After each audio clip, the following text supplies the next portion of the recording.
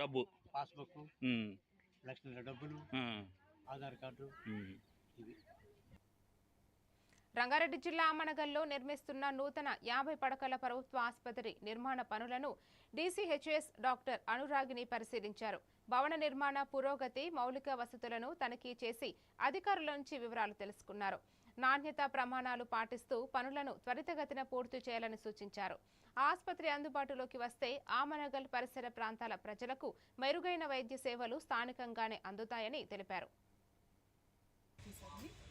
ఇప్పుడు ఆమంగల్ హాస్పిటల్ మొత్తం civil work అంతా అయిపోయింది.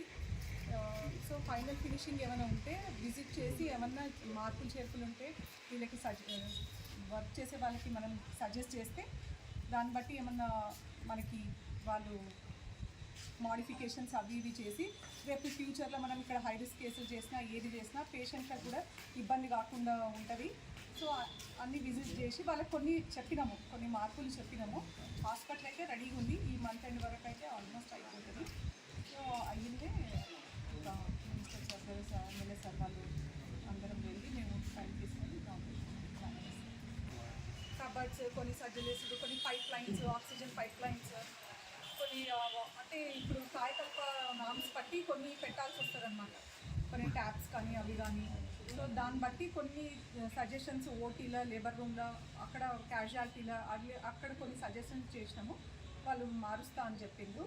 సో అది చాలా మైనర్ రిపేర్స్ ఉన్నాయి. అవి అయిపోతే ఇంకా ఆల్మోస్ట్ కంప్లీట్ అయిపోతుంది.